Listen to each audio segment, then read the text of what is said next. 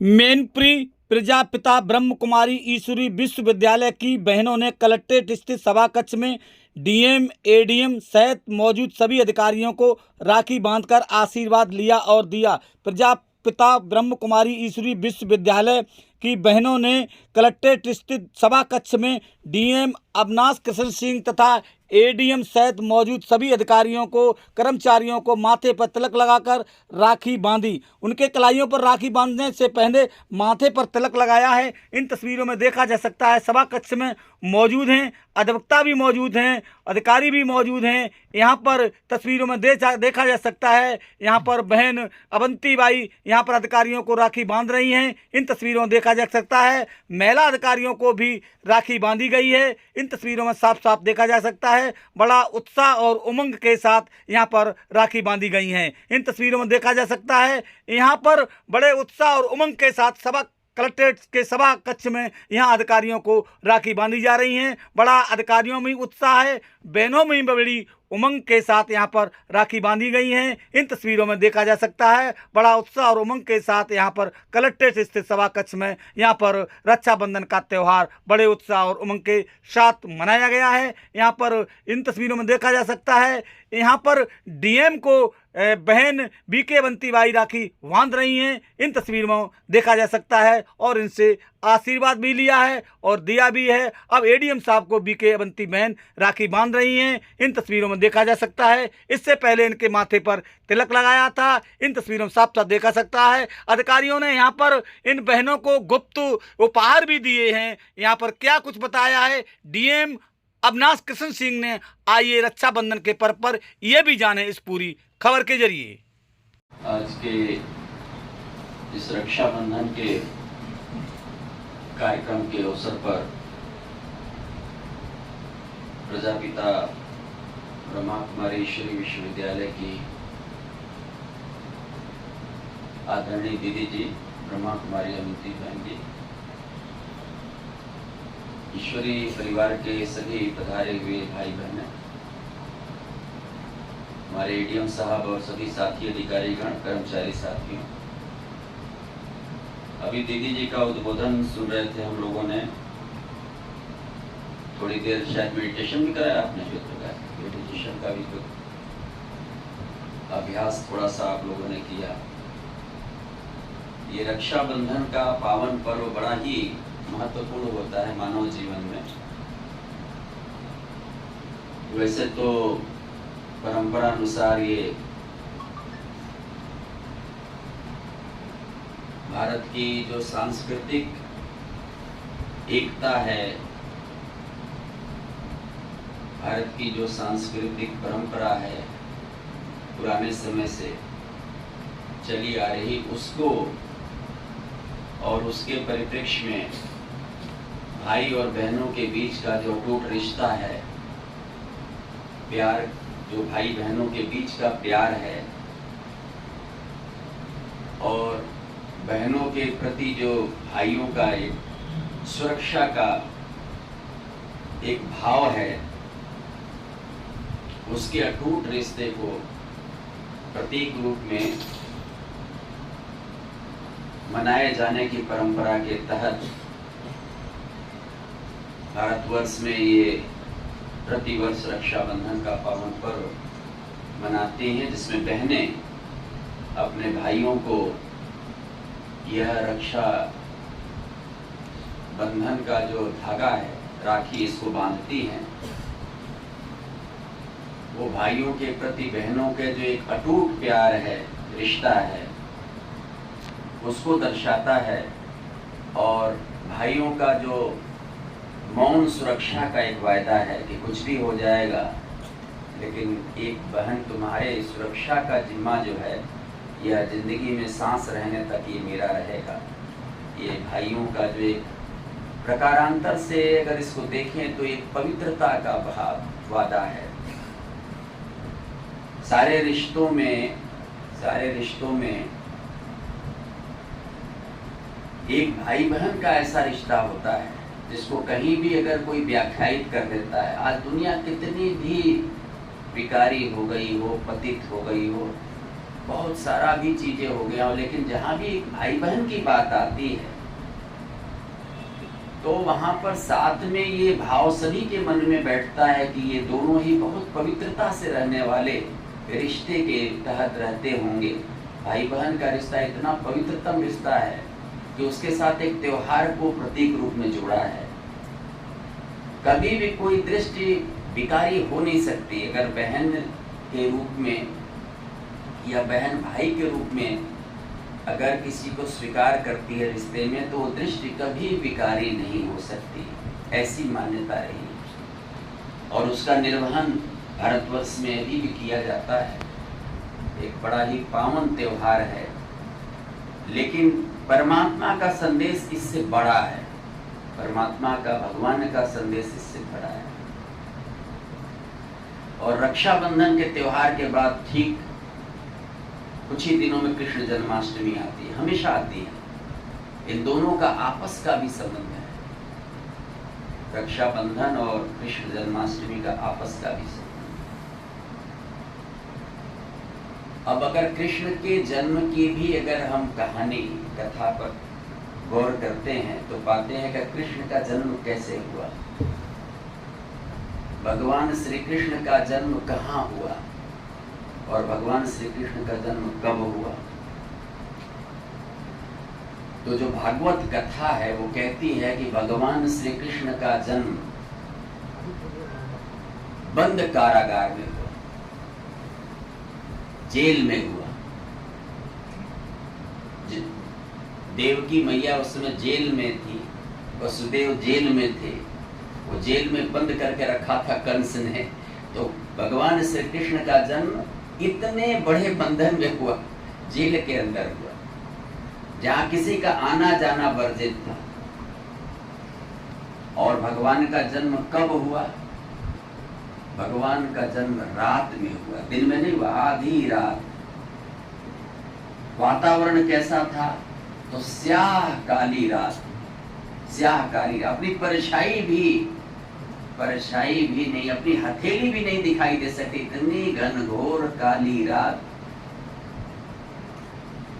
जहां पर कि अपना भी आभास भूल जा रहा हो, जहां पर अपना अस्तित्व बोध भी भूल जाने वाली घनघोर काली रात, जो शास्त्रों में आया है।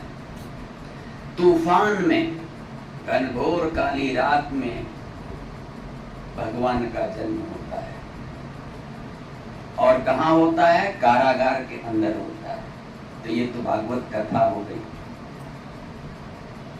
इस भागवत कथा को प्रसंग में रखते हुए परमात्मा कहते हैं कि ऐसे ही स्याह काली रात में, जहाँ पर सारा आशाएं समाप्त हो जाती है, मनुष्य के सारे अस्तित्व का ज्ञान समाप्त मिट जाता है।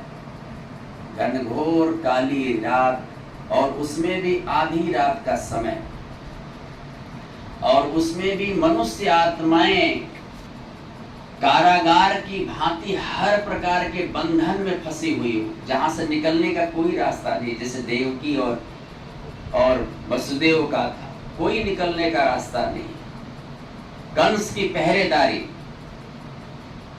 पर परमात्मा को यदि आना है तो वो इतनी प्रतिकूल परिस्थितियों में भी, दशाओं में भी और बंधन में भी परमात्मा आते हैं। ऐसे में ही श्री कृष्ण आते हैं, ऐसे में ही श्री कृष्ण आते हैं। भगवान कहते हैं कि मुझे भी इसी प्रकार की, जब सभी धर्मों की सभी आशाएं समाप्त हो जाती हैं, मनुष्य अपना उद्देश्य बिल्कुल भी भूल जाता है, मनुष्य अपना परिचय, अपनी पहचान बिल्कुल भी भूल जाता है, उस घनघोर अंधेरी काली रात में उसको अपना अस्तित्व बोध भी नहीं रह जाता है, तब मुझे आना पड़ता है। भगवान कहते हैं, गीता में भी कहे हैं कि यदा यदा ही धर्मस्य ग्लानिर्भवति भारत, सारी धर्मों के अंदर अपनी सार्थकता संपूर्ण समाप्त हो जाती है। मानव मात्र का उद्धार करने की जो उनकी क्षमता है वो बिल्कुल भी समाप्त हो जाती है। तो परमात्मा को ऐसे में अवतरण लेना होता है। भगवान कहते हैं कि ऐसे में हमको आना पड़ता है।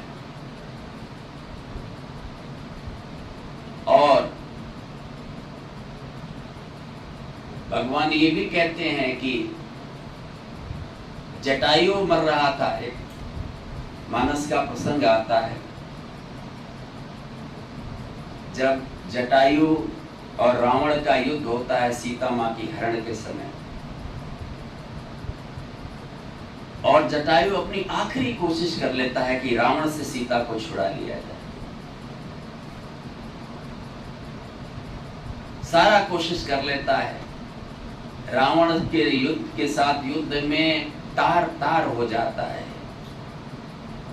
वो गिद्धराज जो है उसके पंख पखेरु सब छलनी हो जाते हैं, प्राण निकलने को आ जाते हैं, शरीर उसका उसके नियंत्रण में नहीं रह जाता है, तब तक युद्ध करता है। जब अत्यधिक घायल अवस्था में, निरीह अवस्था में, दयनीय अवस्था में, छत बिछत शरीर हो जाती है, काया हो जाती है, तो जटायु पृथ्वी पर गिर पड़ते हैं और रावण फिर उसके बाद सीता जी को हरण करके वहां से आगे प्रस्थान करता है। तब कोई कहता है कि अब जटायु जब धरती पर गिर जाते हैं, उनके प्राण बस निकलने वाले होते हैं, तो उनके मुंह से राम राम की ध्वनि आती है, हे भगवान राम, सीताराम सीताराम की ध्वनि आती है। कोई प्रश्न करता है कि भाई अभी आप सीताराम सीताराम कर रहे हो, आपका शरीर तो चलने के काबिल भी नहीं है, मरने वाले हो, सीताराम के आपके दर्शन कैसे होंगे? आपके तो प्राण पखेरु भी निकल जाएंगे, लेकिन आपके जो राजा राम हैं उनके तो दर्शन ही नहीं होंगे। तो जटायु ने कहा कि अगर चलने फिरने लायक होते, जा सकते होते, तो राम, भगवान राम के दर्शन करने की जिम्मेवारी फिर मेरी होती, लेकिन मैं तो अब छत बिछत घायल हूं और मेरे प्राण तब तक नहीं निकलेंगे जब तक भगवान श्री राम के दर्शन नहीं हो जाएंगे। तो अब ये दर्शन देने की जिम्मेवारी मेरी नहीं है, मैं तो घायल हूं, यह जिम्मेवारी प्रभु श्री राम की ही है। अब वो खुद आएंगे और मुझे दर्शन देंगे, अभी तो मुझे जाना पड़ता। तो ये एक अनन्य भाव, तो ये तो कथा की बात हो गई, लेकिन परमात्मा कहते हैं बच्चों से कि तुम्हारी जब अवस्था ऐसी बन जाती है, जटायु की भांति कि तुम कहीं भी अब चलने फिरने से लिए तुम हमारे पास तक नहीं आ सकते हो, तो भगवान श्री राम की भांति जो है मुझे परम धाम से आना पड़ता है, तुम बच्चों की सेवा की खातिर, क्योंकि ऐसे तो छोड़ा नहीं जा सकता है। ये बना बनाया जो ड्रामा विधान है, यह विराट कल्याणकारी ड्रामा, ये जो सृजित ड्रामा है, उसमें तो फिर परमात्मा को ही चल के आना पड़ता है। और आते हैं तो कुल मिलाकर के 3 बातों की याद दिलाते हैं कि आप कौन हो, आप किसके हो और आप क्यों हो। कुल 3 ही बातें होती भी हैं। आप कौन हो, आप किसके हो और आप क्यों हो। इस 3 ज्ञान के बाद संपूर्ण ज्ञान हो जाता है, इसके बाद कुछ बचता नहीं। इसी संपूर्ण अध्यात्म का जो जगत है, संपूर्ण अध्यात्म का जगत है, संपूर्ण धर्मों की जो चिंतन है और जो संपूर्ण शास्त्रों की कहानी है, ये सिर्फ इन्हीं 3 बातों पर ही, इसी को 3 को खोजने में रह गई है। और लास्ट तक आप पाएंगे कि तीनों ही नहीं ढूंढ पाए। आप कौन हैं, आप किसके हैं और आप क्यों हैं। बच्चों पर सबसे पहले यही, वो चाहे भगवान की कृपा कह लीजिए, और उसके बाद परमात्मा अपने बच्चों को एक रक्षा कवच बांधते हैं। ये जो रक्षा बंधन है, ये भगवान बांधते हैं, बाप बांधता है अपने बच्चों को। बाप, पिता, परमात्मा और मनुष्य आत्माएं उनके बच्चे। परमात्मा बांधता है ये रक्षा कवच कि इसके बाद तुम्हारे रक्षा की जिम्मेवारी किसकी? तुम्हारे रक्षा की जिम्मेवारी मेरी। और तुम्हारी केवल इतनी जिम्मेवारी है कि मेरे बने रहो। यह पवित्रता का सूत्र। और मेरे बने रहने का दो ही आधार है, दो ही आधार है, पवित्रता और आध्यात्मिकता, स्पिरिचुअलिटी एंड स्पिरिचुअलिटी। पवित्रता एक केवल ऐसी चीज है, अगर दुनिया की कोई विज्ञान तमाम शोध कर ले, लेकिन मानव मन को डिटैच करने का कोई दूसरा उपाय है नहीं। एक ही उपाय है। अगर कोई कहता है कि हम निर्लिप्त हैं, हम निर्मोही हैं, हम अनासक्त हैं, पर अगर उसके अंदर पवित्रता नहीं है तो वो बिल्कुल भी नहीं हो सकता है।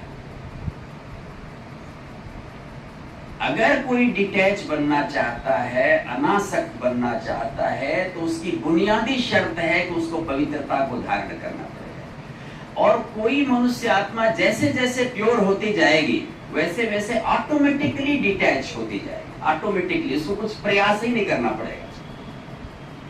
जिसकी दृष्टि और वृत्ति पवित्र होनी शुरू हो गई, उसके अंदर में, इनर में डिटैचमेंट अपने आप स्थान बनाता जाएगा। वो हर ऐसी मनुष्य के रिश्तों से, आपसी संबंधों से, संसाधनों से, प्रकृति से, अपने शरीर से धीरे धीरे करके जितना ज्यादा संपूर्ण पवित्रता की अवस्था में मनुष्य आत्मा संपूर्ण डिटैच हो जाता है। ये मैथमेटिक्स, गणित है, सीधा सीधा। बहुत बार पढ़ता था तो भी दर्शन शास्त्र का विद्यार्थी था, और जब बहुत बार मैं कभी कभी सोचता हूँ कि गणित भी शायद उतना एक्यूरेट नहीं हो, गणित भी उतना एक्यूरेट नहीं होगा जितना कि यह आध्यात्म एक्यूरेट है, जितना कि यह आध्यात्म। गणित में भी चूक हो सकती है, गणित भी दो फार्मूलों से हल हो सकता है। कई ऐसे सवाल हो सकते हैं जो दो फार्मूलों को लगा या दो तरीके से हल हो जाए, लेकिन यहां तो बिल्कुल भी नहीं। वहां तो हर एक सिंगल कर्म का बराबर और बराबर हिसाब है। एकदम जैसे क्रिया का विपरीत प्रतिक्रिया उतनी मात्रा में होती है, वह सिद्धांत भले विज्ञान में कहीं चूक हो जाए, पर यहां तो चूक हो ही नहीं सकती। अगर कोई एक संकल्प भी मन में उठा है तो अपना बराबर काम करके जाएगा।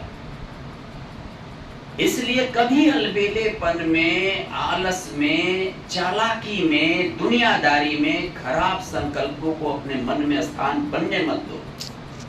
वो आपको बराबर का हिसाब करके जाएगा। कभी कभी होता है ना कि हम किसी के लिए कुछ भी सोचे जा रहे हैं और बड़े खुश भी हो रहे हैं कि अगले को पता थोड़े चल रहा है, अगले को थोड़े पता चल रहा है। अब कई को तो और निपुणता हासिल है, वो अंदर से तो जहर सोच रहे हैं और बाहर मुस्कुरा भी रहे हैं, बल्कि उसको स्वागत कर, अच्छा आपका तो मैं जरूर कर रहा हूं, अंदर में चाहे जहर उगल रहा है। और बड़ा खुश भी हो रहे हैं क्योंकि अगला वाला बेचारा अच्छा भ्रमित हो रहा है। अगला वाला भ्रमित, जितना ज्यादा भ्रमित हो रहा है उतना ज्यादा अपने अंदर, उनके अंदर विजयी भाव आ रहा है कि अरे मैंने तो इनको अच्छा बेवकूफ बना लिया। पर साथियों, ये बेवकूफ कोई बाहर को नहीं बनाता है, ये थोड़े दिन के अभ्यास, परमात्मा के संग साथ से ये बिल्कुल क्लियर हो जाएगा कि वो हिसाब किताब बराबर करके जाता है। बहुत सारा लौकिक जगत के प्रश्नों का उत्तर, बहुत सारा लौकिक जगत के प्रश्नों का उत्तर कि ऐसा मेरे साथ क्यों हुआ, मैंने किसका क्या बिगाड़ा। जब परमात्मा से जुड़ते हैं, जो ध्यान पद्धति में जाते हैं, उनको बराबर का हिसाब मिलता है। ऐसा भी नहीं कि वो नहीं होता है, अंदर में धर्मराज स्मरण कराता है कि आपके द्वारा ये छल किया गया था, उसका ये हिसाब है, बराबर का हिसाब है। तो उतना ही मिलता है। ये एक्यूरेसी और किसी विधा में है नहीं, किसी चीज में है नहीं। तो परमात्मा का यह बनाया हुआ त्योहार जिसका नाम रक्षाबंधन है, जब आकर के परमात्मा कहता है बच्चों को कि तुम्हारे रक्षा की जिम्मेवारी है हमारी, तुम्हारी जिम्मेवारी क्या, हमारा बन के रहो, बस इतने ही है। ईश्वर का केवल ये है कि हमारा बन के रहो। भगवान का बन के रहने वाले की विशेषता क्या, भगवान का बन के रहने वाले की दो विशेषताएं, उसके अंदर एक पवित्रता होगी और उसके अंदर एक आध्यात्मिकता होगी। दो ही चीज होगी, जितना ज्यादा होगा वो उतने ईश्वर के करीब बच्चा है, उतने ही करीब है। अब किसी पशु के बच्चे को थोड़े कह सकते हैं कि मनुष्य का बच्चा है, नहीं कर सकते ना, वो तो आप मनुष्य का बच्चा मनुष्य जैसा होगा, मनुष्य का बच्चा मनुष्य। भगवान का बच्चा कैसे भला दूसरे तरीके का होगा।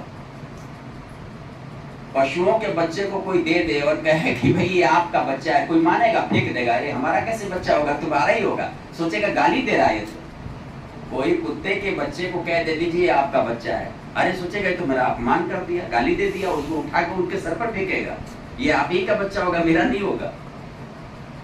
पर हम कैसे भी अंधे गंदे संधे बन के कहते हैं भगवान के बच्चे। अरे भाई कैसे होता हो कि भगवान के बच्चे, वो तो बहुत बड़ी बात है कि भगवान फेंकता नहीं है, वापसी नहीं करता है, कहता है कि ठीक है मौका दे रहे हैं, वो कभी फेंकता नहीं है, क्योंकि उसको तो बहुत ही प्रिय है ये बच्चे। वो तो इतनी दूर से चल के आता है, ढूंढ के जाता है, अथक परिश्रम अथक सेवादारी अगर कोई है तो भगवान है। हम भी सोने का समय लेते हैं, हम भी सोने का समय लेते हैं, आराम का समय लेते हैं, लेकिन कोई सच्चे मन से सोने के समय भी उठ करके परमात्मा को याद करे तो हाजिर मिलता है। वो कभी नहीं सोता है, वो बच्चों के खातिर कभी भी नहीं सोता है। तो ऐसे ईश्वर के, परमात्मा के, भगवान के बच्चे सभी हैं। फर्क सिर्फ इतना है कि कोई जानता है, कोई नहीं जानता है। फर्क सिर्फ इतना है कि कोई जानता है, कोई नहीं जानता है। ये उसी प्रकार से है जैसे कई बार जो फिल्मों में हम लोगों ने देखा होगा, कई पुराने, हम तो अपने टाइम पर फिल्म देखते थे इसलिए मुझे याद है, कई फिल्मों का मुझे याद है कि फिल्मों में होता था बचपन से ही वो बिछड़ जाते थे परिवार से। कई फिल्मों में कहानी होती, 3 बच्चे पैदा हुए, तीनों बिछड़ गए, कहीं अमर अकबर अंथोनी बन गए, कहीं यादों की बारात बन गए। आप कई फिल्मों में देखो बिछड़ जाते हैं, अब वो लास्ट आते आते वो मिल भी जाते हैं कई फिल्मों में। पर यहाँ भी उसी तरह से बिछड़े हुए बच्चे हैं, जो महफिल सजी हुई है, ये सब सिनेमा वाले बच्चे हैं, सब बिछड़ गए हैं। लेकिन अफसोस सिनेमा में तो मिल जाते हैं, सिनेमा में तो दी एंड के पहले मिल जाते हैं, सुखद अंत हो जाता है। यहाँ पर बहुत ढेर सारे नहीं मिलता, बहुत ढेर सारे नहीं। उनको पता भी नहीं कि बिछड़े हुए बच्चे हैं।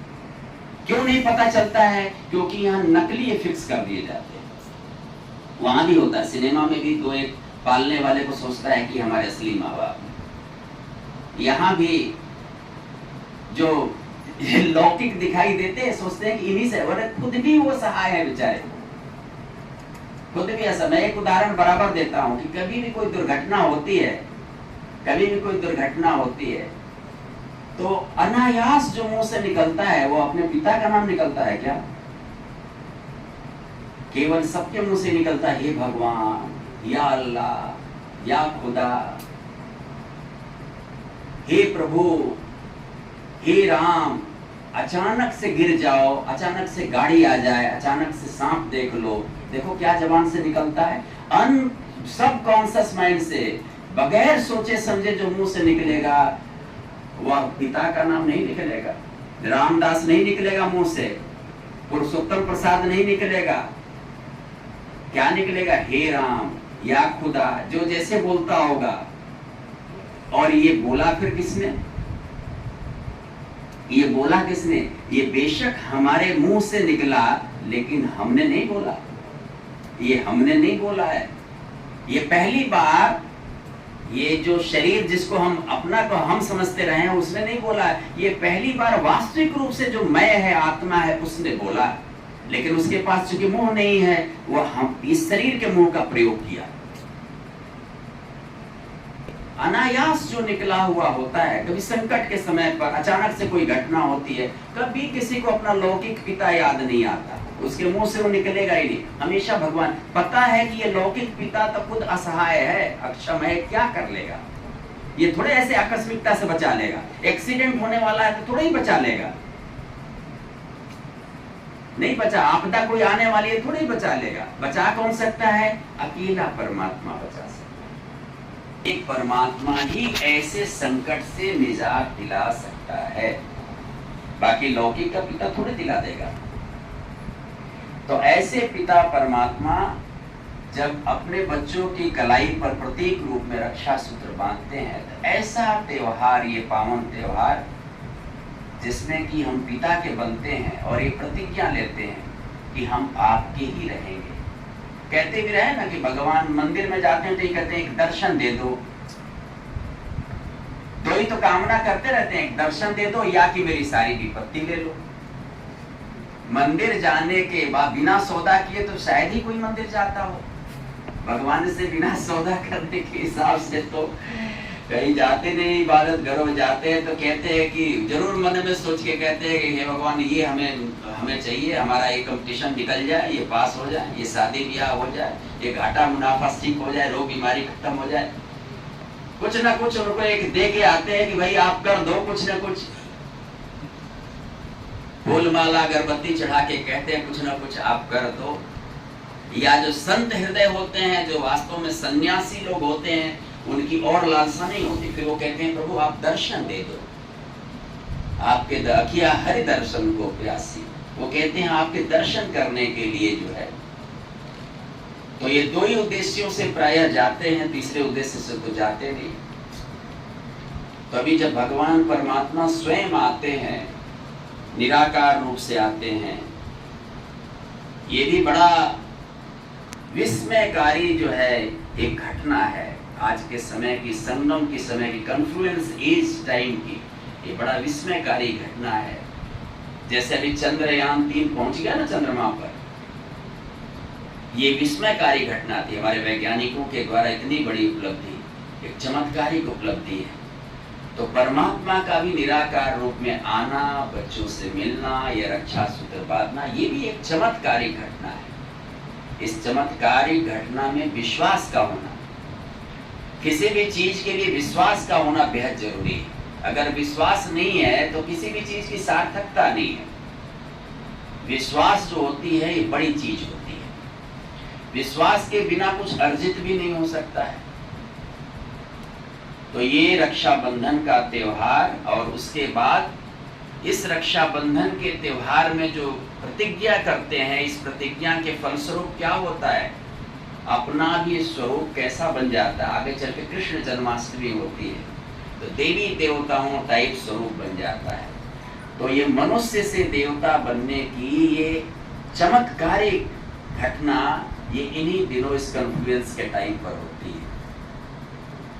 और हमारी दीदी जी इस चीज को सार रूप में बता रही थी, और बड़ा हम लोगों का सौभाग्य है कि परमात्मा का यह रक्षा सूत्र, ये प्रजापिता ईश्वरी विश्वविद्यालय के जो बहनें हैं, दीदी जी हैं, बहनें हैं, इनके माध्यम से परमात्मा हम लोगों को यह एक प्रतिज्ञा कराता है, एक रक्षा सूत्र बांधता है। तो इसको हम लोग बड़े ही उसी भाव से, आध्यात्मिक भाव से, ईश्वर के प्रति प्रेम के भाव से, अटूट रिश्ते के भाव से हम लोग स्वीकार करेंगे। रक्षाबंधन के इस पावन त्योहार की आप सभी को बहुत बहुत बधाई, शुभकामनाएं।